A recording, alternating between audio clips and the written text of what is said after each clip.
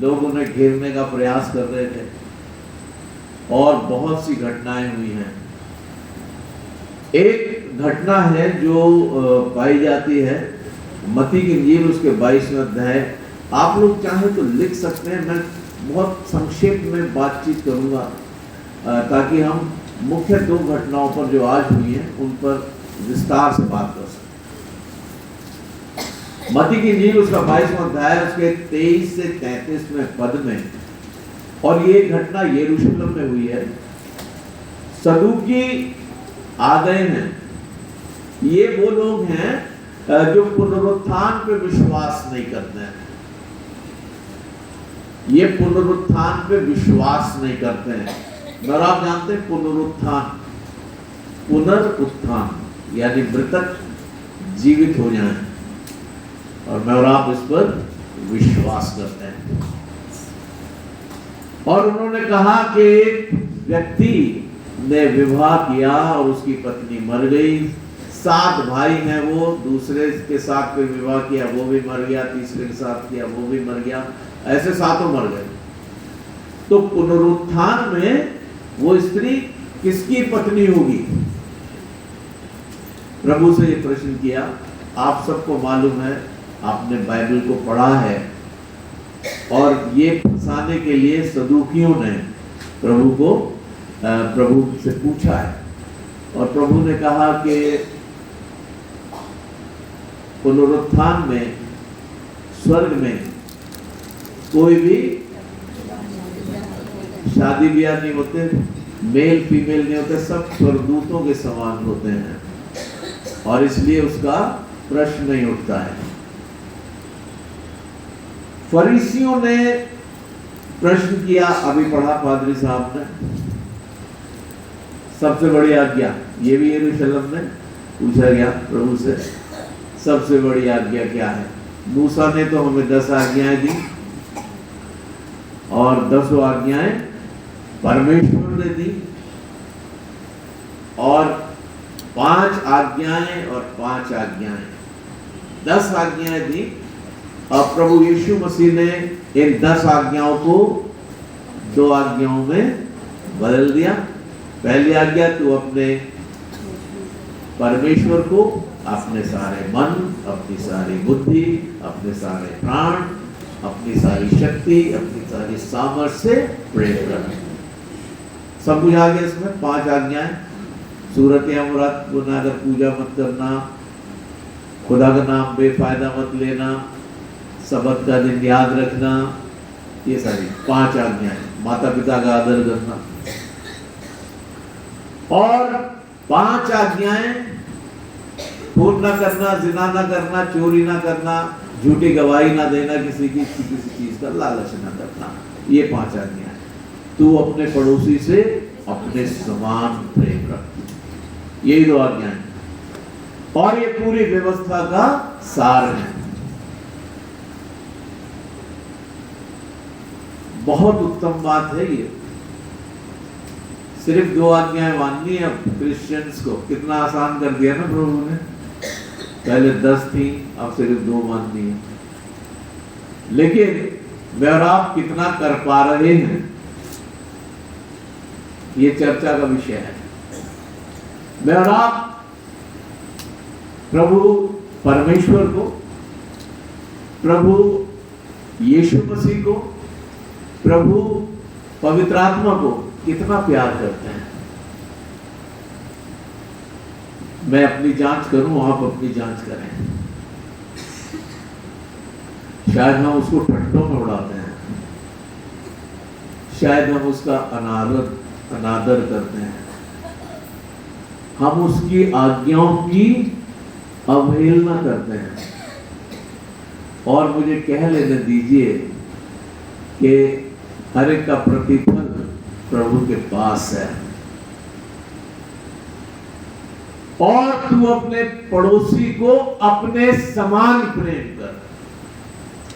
अगर अपने समान प्रेम किया तो ना तो खून होगा, ना जिना होगा, ना चोरी होगी, ना झूठी गवाही दी जाएगी, ना लालच किया जाएगा पड़ोसी की किसी भी चीज का, क्योंकि वो तो अपना ही हो गया ना। 5 आज्ञाओं की एक आज्ञा प्रभु ने 10 की 2 कर दी।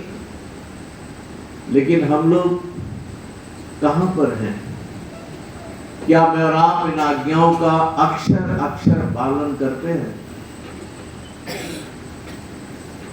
और मेरे प्रियो, मैं आपको सच बताऊं, अगर मैं और आप इन आज्ञाओं का पालन करें तो हमारा जीवन बदल जाएगा। हम नए जन्म का अनुभव प्राप्त करेंगे। अभी तो उत्पत्ति से ही नहीं निकल पा रहे हैं हम लोग। प्रकाशित वाक्य तो बहुत दूर है।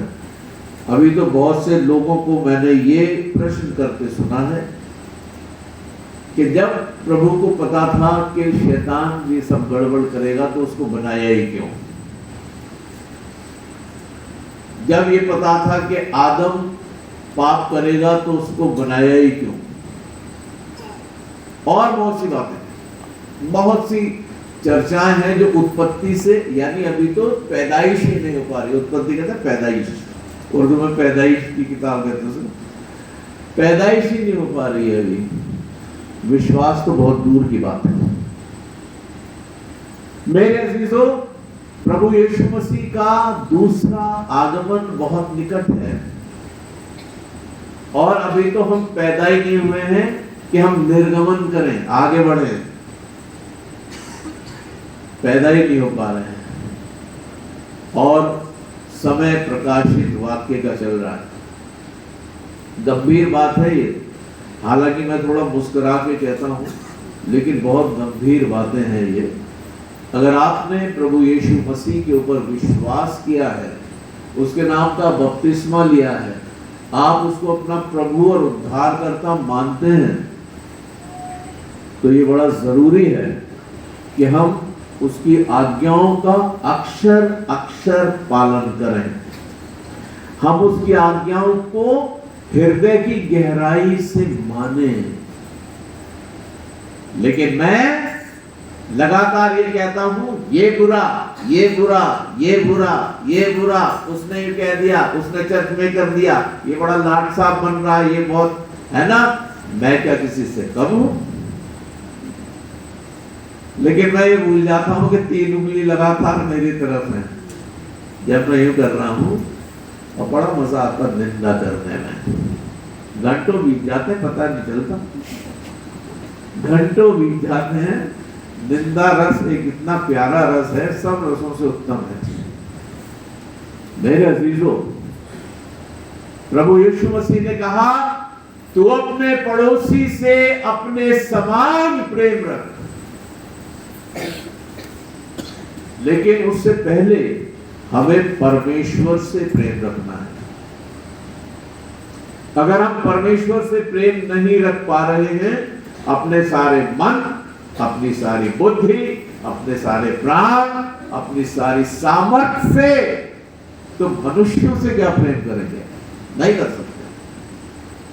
और अगर मनुष्यों से प्रेम नहीं रख पा रहे हैं तो परमेश्वर से क्या प्रेम करेंगे? नहीं रख सकते।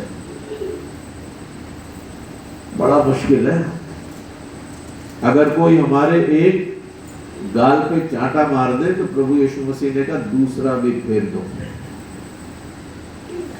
लेकिन आज स्थिति बिल्कुल उल्टी है। कोई अगर चांटा मारे तो मुक्का मार के उसकी नाक तोड़ देंगे, कोई कंकड़ी मारे तो पूरा अद्धा नहीं, पूरी ईंट उठा के मार देंगे उसके ऊपर। मेरे प्रियो, हालांकि ये बात बहुत गंभीर है, मैं और आप परमेश्वर के प्रेम को शायद अभी समझ ही नहीं पाए हैं। उसने मेरे और आपके लिए एक ऐसी मृत्यु को सहन किया है जो अभिशप्त मृत्यु कही जा सकती है। उस मृत्यु को सहन किया है। हमारे मस्तिष्क ने बुरे विचार अपने अंदर संग्रहित किए, कांटों का ताज उसने अपने ऊपर रखवाया। हमारे हाथों ने बुरा किया, उसने अपने हाथों में कीलें ठुकवाई, हमारे पैर गलत स्थानों में गए, उसके पैरों में कीलें ठोकी गई। हमारे हृदय ने बुरा विचार किया, उसके पसली में भाला मारा गया। कर सकता है कोई ऐसा?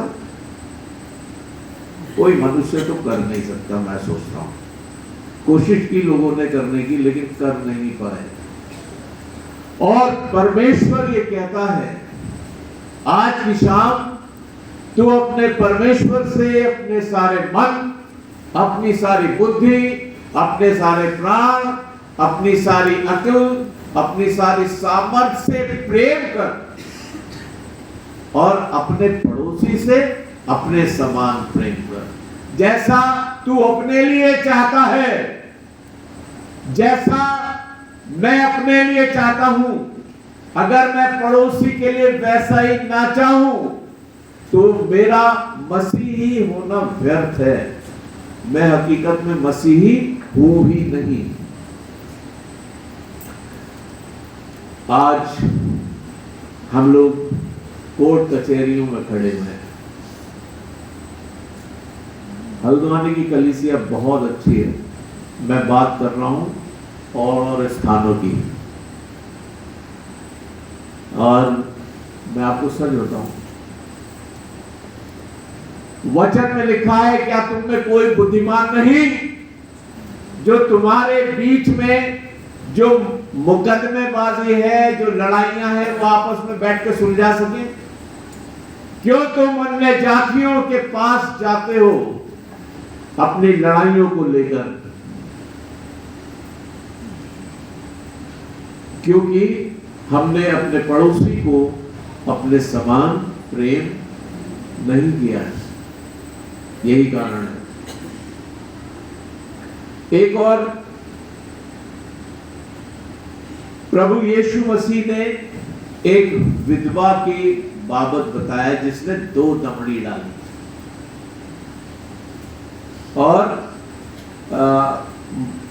मरकुस की इंजील के 12वें अध्याय के 38 से 40वें पद में, लूका में 20 अध्याय उसके 45 से 47 में भी है, और मरकुस के 12 अध्याय के 41 से 44 पद में भी ये वृतांत है। और उसने कहा कि इसने सबसे ज्यादा डाला।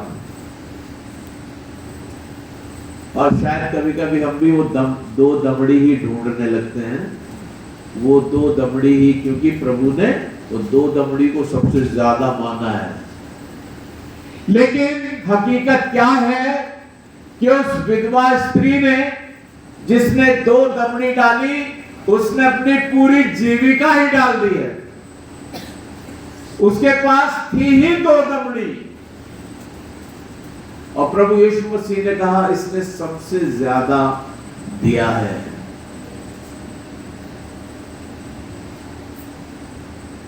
मैं और आप परमेश्वर को क्या दे रहे हैं?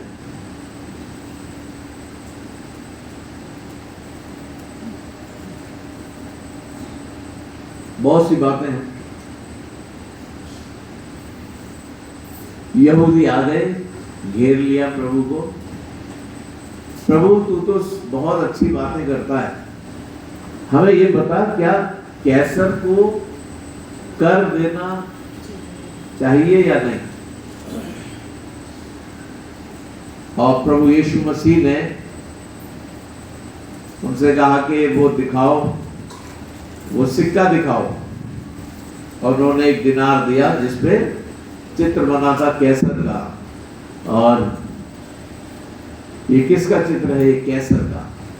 प्रभु ने कहा जो कैसर का है वो कैसर को दो, और जो परमेश्वर का है वो परमेश्वर को दो।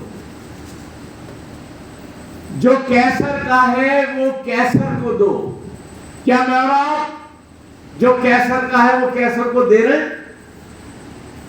आप कहेंगे कैसर तो रोम में हुआ करते थे, आज हमारी सरकार हमारा कैसर है, और वो कुछ कर लगाती है। बहुत गंभीर बात है, गौर से सुनिएगा। अगर आशीषों के झरोखे खोलना चाहते हैं तो वो भेद बता रहा हूं, लेकिन हम अनेकों बार उस जो कैसर का है वो कैसर को देने में गुरेज करते हैं, कुछ गड़बड़ी भी करते हैं, टैक्स की चोरी करते हैं। प्रभु यीशु मसीह आज की शाम कह रहा है जो कैसर का है वो कैसर को दो, लेकिन जो परमेश्वर का है वो परमेश्वर को दो। अब ये कैसे पता चले कि परमेश्वर का कौन सा पैसा है और कैसर का कौन सा पैसा है? यहां पे प्रभु ने कहा जो परमेश्वर का है वो परमेश्वर को दो, वो पैसे की बात नहीं कर रहा है।